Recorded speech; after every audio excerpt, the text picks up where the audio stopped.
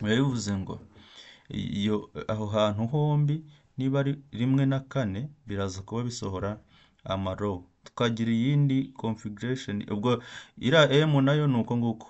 Tukagira iyindi configuration nayo yitwa LLMMHH, bivuze ngo nyine ugendera nawe ku nyuguti ukajya uvuga ngo iyi ni low, iyi ni mid, iyi ni high.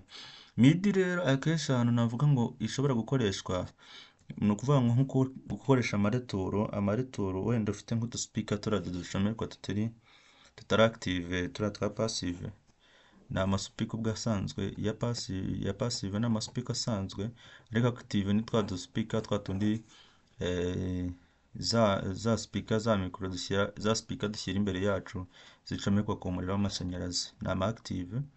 Nizo ziriya zo ntago wakwirirwa izisohoreraho hano kuko yo uyivanaho kuri Mixer direct, kuko yo aba ari active ibasha kuba yakamplifying ibintu byayo. Ariko noneho za passive nizo ushobora gukoresha hano muri middle ha mid.